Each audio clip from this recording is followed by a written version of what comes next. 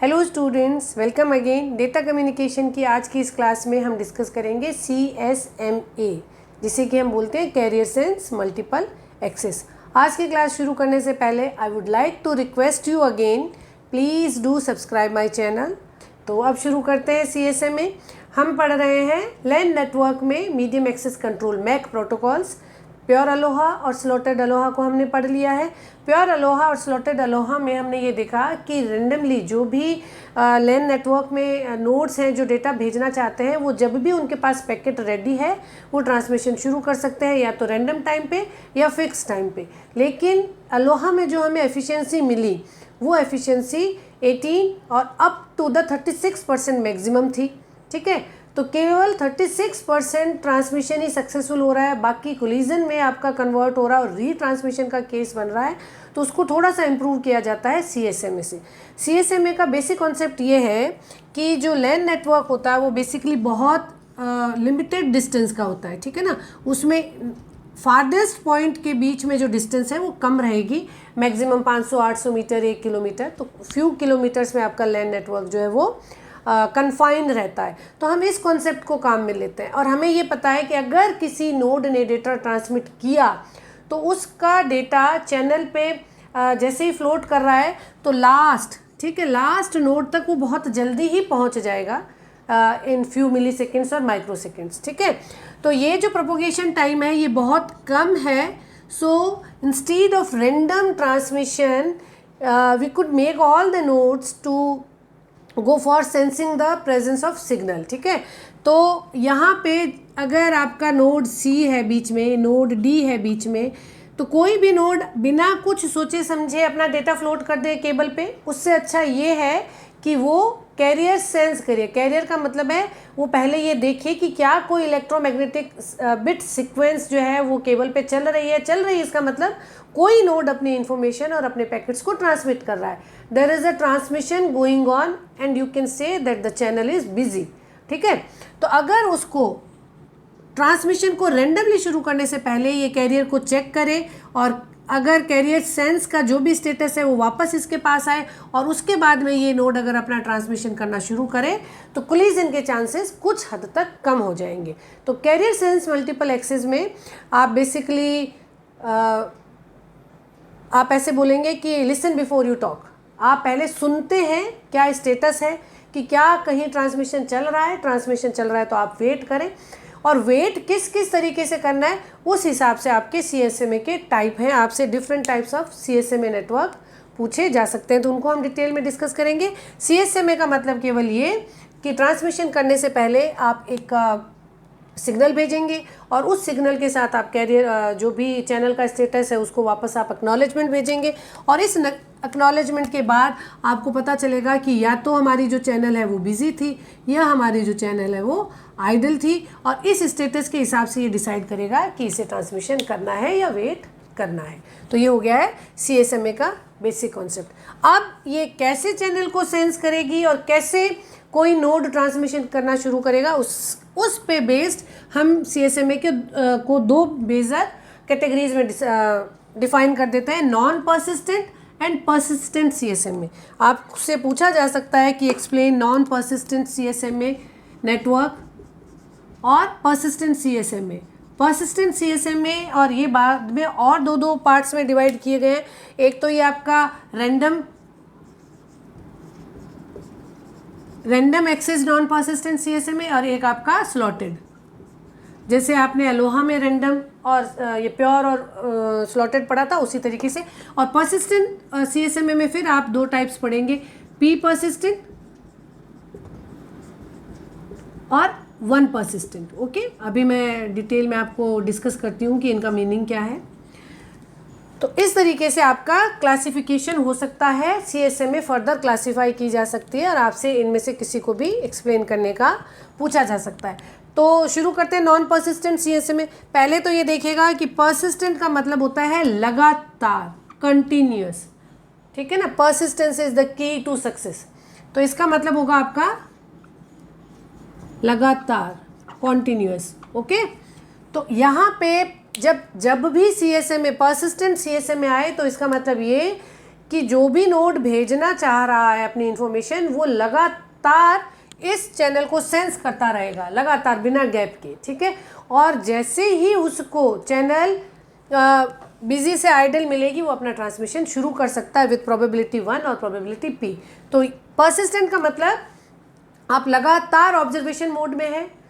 Source जो transmission करना चाह रहा है, सोर्स A हो सकता है, सोर्स C और D, इसी को अगर कॉपी करें C D और यहाँ पे मान लेते हैं आपका B रहा, ओके। तो C को अगर ट्रांसमिट करना है तो वो कंटिन्यूसली इसको सेंस करता रहेगा कि इसमें, और ये इसका स्टेटस देखता रहेगा। अगर A का कोई पैकेट ट्रांसमिट हो रहा है ऑलरेडी तो वो उसको कंटिन्यूस सेंस करता रहेगा। जैसे ही इसको मिलेगा कि अब ये पैकेट ट्रांसमिट होके यहाँ चला गया है और इसे चैनल आइडल मिली, बिजी से आइडल हुई, it will say either to transmit or to wait for a random time period, ठीक है, बैक ऑफ पीरियड जिसे बोलते हैं।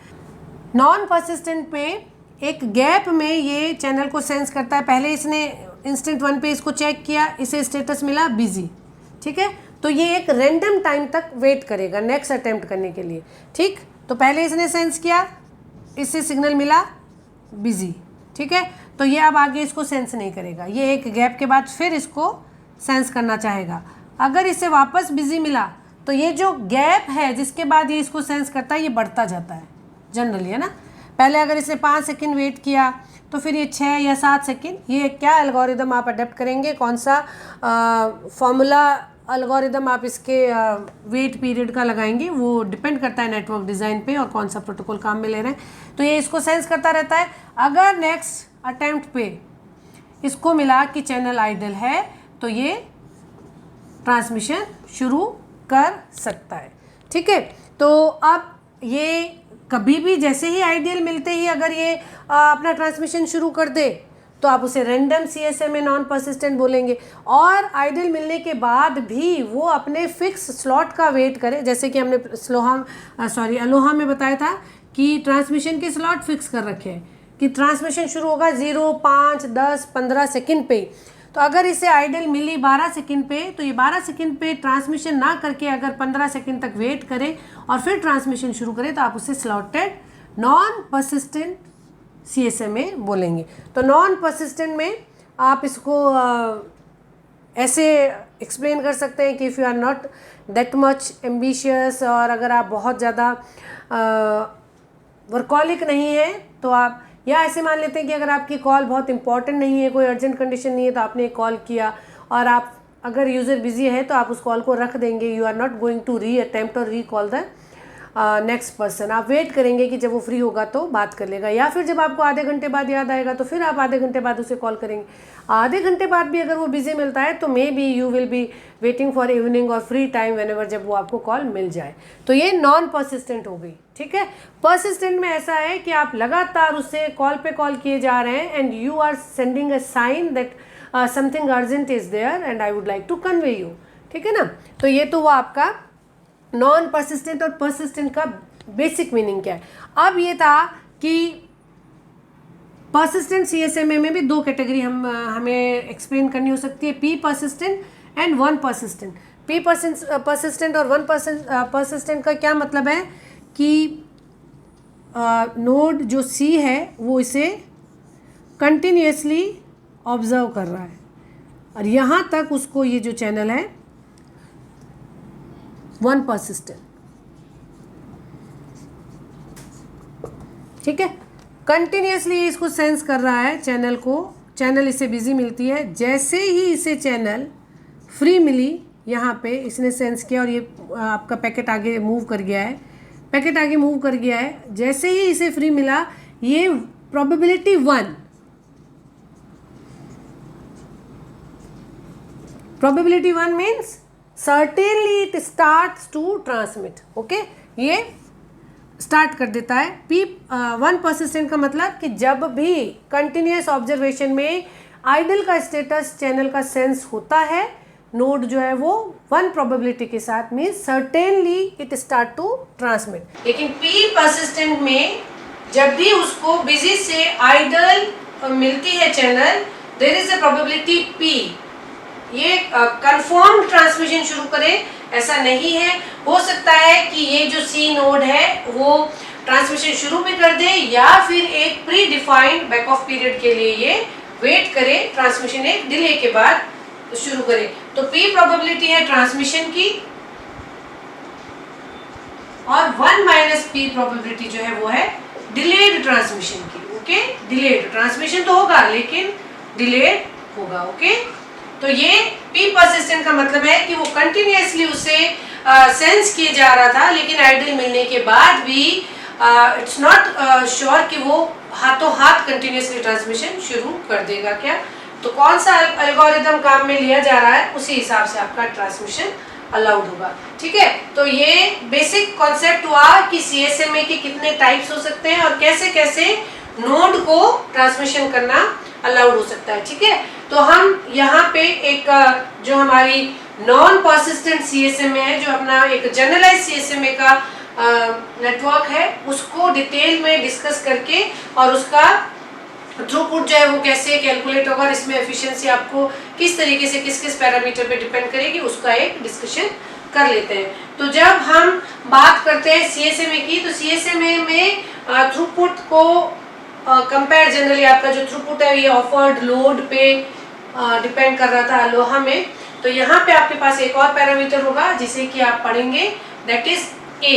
ओके, एक A आप पैरामीटर या एक न्यूमेरिकल वैल्यू जो है वो पहले कैलकुलेट करते हैं और फिर ये बताता है कि क्या वल्नरेबल टाइम है, क्या थ्रूपुट रहेगा CSMA में। तो कैलकुलेट करें कि A क्या होता है। बेसिकली लैन नेटवर्क की बात कर रहे हैं। लैन नेटवर्क में जो हमारा डेटा है वो बहुत कम डिस्टेंस तक ही ट्रेवल करता है। तो A is a numerical value that defines the transmission time that a single bit will take to propagate along the length and that packet transmission time. So A is nothing but propagation time on length, ठीक है, divide by packet transmission time. एक packet को transmit करने में कितना time लग रहा है। ओके, तो यहाँ पे हमें ये पता है कि जो हमारा लेंथ केबल है उसकी लेंथ दी हुई होगी आपको। तो एक सिंगल बिट को इस पूरी लेंथ, अगर L ऑफ लिंक की बात करें, अगर ये लिंक आपका 1 किलोमीटर का है या 500 मीटर का है, जो भी आपको केबल की लेंथ दी हुई है उसके हिसाब से आपकी लिंक की लेंथ होगी।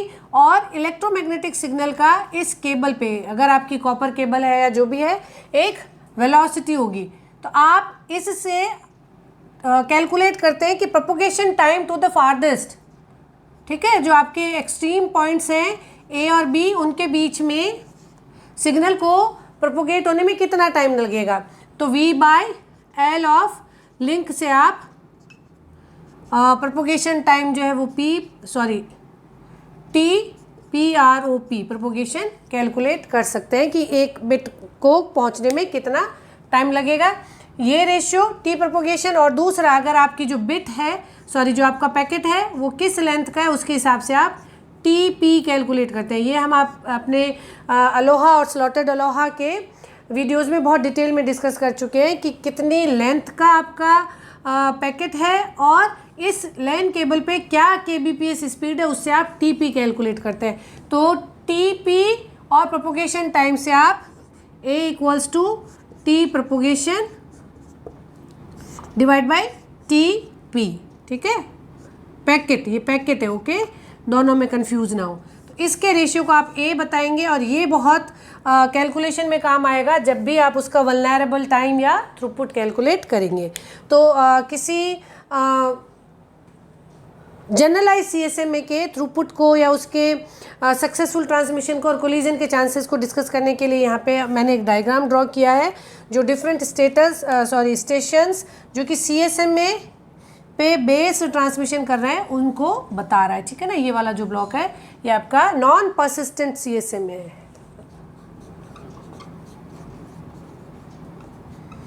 नॉन परसिस्टेंट जनरल CSMA की हम बात कर रहे हैं, जिसमें वो चैनल को सेंस करता है, बिजी मिलती है तो वो एक नेक्स्ट रैंडम टाइम तक वेट करता है, और आइडल मिलती है तो वो ट्रांसमिशन शुरू कर सकता है। तो यहाँ पे देखिए आपके पास n स्टेशंस हैं। अभी मान लेते हैं स्टेशन 1, स्टेशन 2, स्टेशन 3 का ये करंट सीन है। ओके, तो सबसे पहले हम ये तो वर्टिकल सेक्शन पे तो आपने अलग अलग स्टेशंस को मार्क कर दिया है।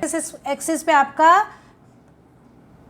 पैकेट ट्रांसमिशन टाइम जो है ना वो यूनिट में। ओके, पैकेट टाइम यहाँ पे 1 लिखेगा मतलब है 1 पैकेट टाइम, और ये इस तरीके से बताया कि वाई एक्सिस पे यूनिट्स हैं पैकेट टाइम, एक्स एक्सिस पे जो यूनिट्स हैं वो पैकेट टाइम में है। ओके, तो यहाँ पे अगर 1 लिखा है मतलब ये जो मैंने 1 मार्क किया है 1 पैकेट टाइम, मैंने लिखा भी है 1 TP, 1 = 1 TP। ठीक है, तो इस स्केल पे कि अगर एक पैकेट को ट्रांसमिट होने में TP लग रहा है तो यहाँ 1 का मतलब है 1 पैकेट टाइम, ये उसका कुछ रेशियो, क्योंकि ये आपकी एक यूनिटलेस वैल्यू है ना जो डिस्क्राइब कर रही है कि पैकेट कितने टाइम में पहुँचेगा, एक बिट कितने टाइम में पहुँचेगी, ऐसे ऐसे करके। ठीक है, तो इससे देख के हम सक्सेसफुल ट्रांसमिशन और वल्नरेबल टाइम और ये सब कैलकुलेट करेंगे। तो पहले तो एक बात समझने की कि CSMA जो है वो चांसेस ऑफ कोलिजन को कम करता है, लेकिन ऐसा नहीं है कि ये कोलिजन फ्री सिस्टम है। बिकॉज होता ये है कि मान लीजिए स्टेशन A ने ट्रांसमिशन शुरू किया या स्टेशन 1 ने ट्रांसमिशन शुरू किया, उसकी जो बिट है वो सभी स्टेशंस को मिल जाए, उसमें कुछ टाइम लगेगा, क्योंकि इलेक्ट्रोमैग्नेटिक सिग्नल जो है वो उस केबल पे ट्रेवल करने का कुछ टाइम लेता है। तो हो सकता है कि स्टेशन 3 को वो सिग्नल मिला ही नहीं, वहाँ तक वो इलेक्ट्रोमैग्नेटिक सिग्नल रीच ही नहीं किया, और जब उसने चैनल को सेंस किया था तो उससे वो फ्री मिली थी, तो वो भी अपना ट्रांसमिशन शुरू कर देता है, तो there will be a collision. Okay, so CSMA is a improved system but it is not a collision free system.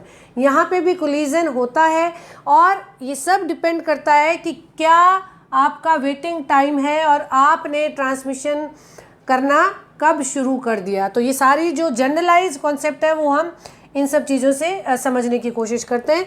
तो स्टेशन 1 जो है उसने पैकेट A ट्रांसमिट किया, ये ड्यूरेशन 1 मतलब 1 TP, 1 पैकेट टाइम। अब इसकी पहली बिट को सबसे लास्ट के स्टेशन तक पहुंचने में A टाइम लगता है। A बताया ना मैंने कि आपने जो भी सिग्नल भेजा एक सिंगल बिट, वो A से X से Y तक पहुंचने में टाइम लेगी। A अभी आपका स्पीड के साथ एक रैशनलाइज नंबर है। ठीक है, तो A टाइम में आपकी पहली बिट यहाँ से फर्स्ट से लास्ट तक पहुँचेगी।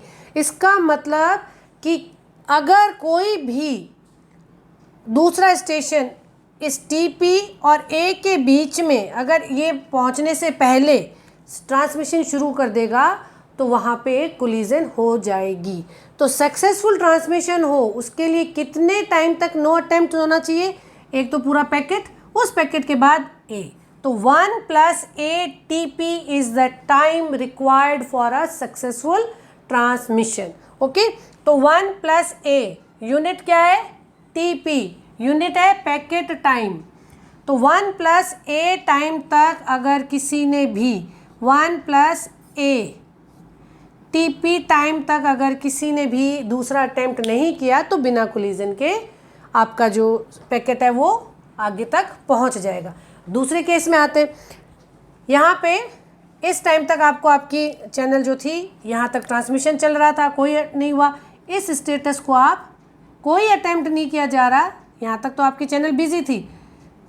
जब कोई अटेम्प्ट नहीं हो रहा तो इस गैप को आप आइडल चैनल टाइम बोल सकते हैं। फिर इस टाइम के बाद स्टेशन 1 ने फिर अटेम्प्ट किया और उसने पैकेट B ट्रांसमिट करना शुरू कर दिया।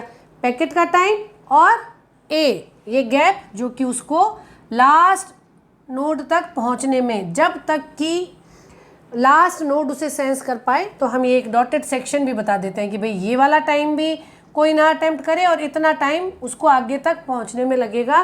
कैरियर सेंस हो सके सभी नोड से, इतना एक्स्ट्रा मार्जिन लेके चलिए। A फ्रैक्शन के साथ आपको मार्जिन लेके चलना।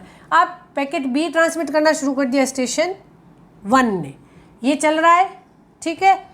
स्टेशन 2 कोई अटेम्प्ट नहीं कर रहा है, स्टेशन 3 के पास एक पैकेट है and it is willing to transmit.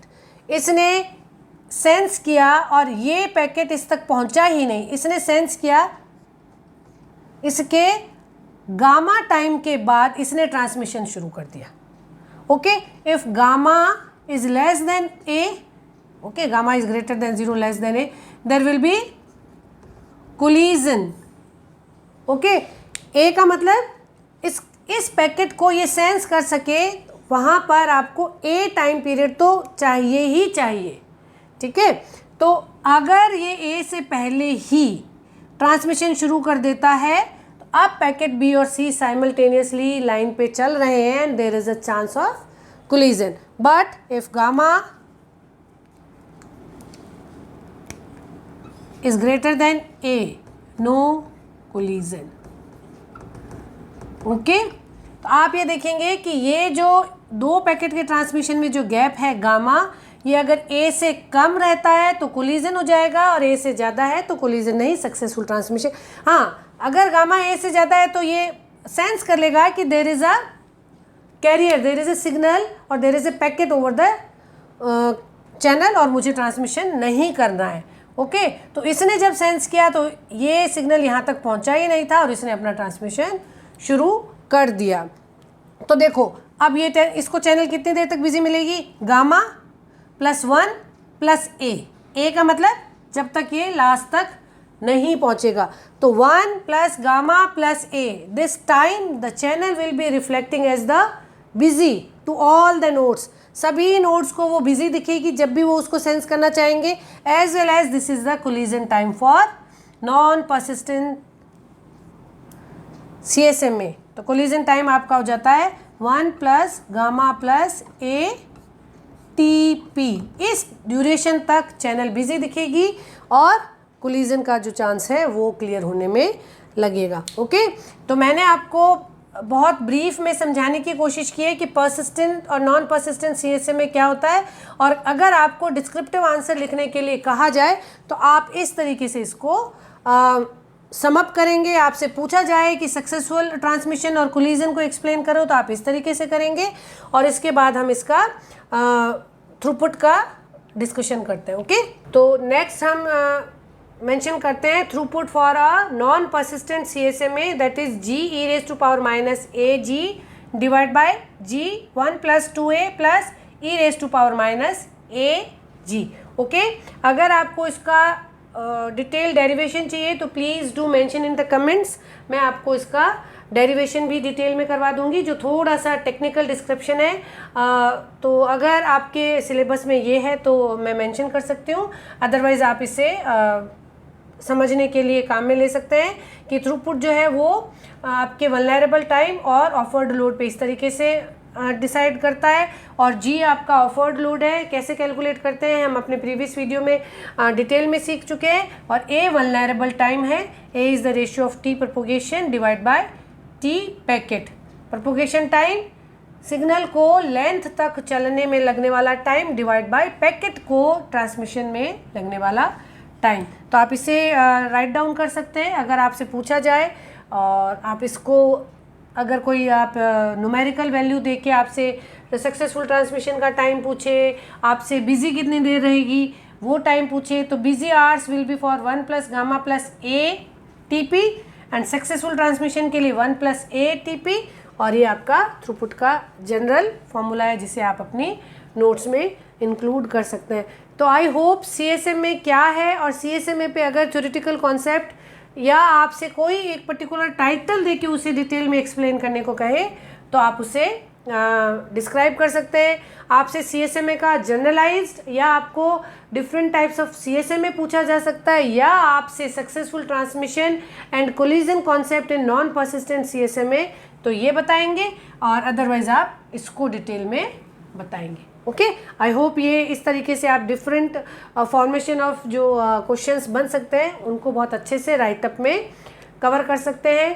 Keep learning, keep watching, thank you.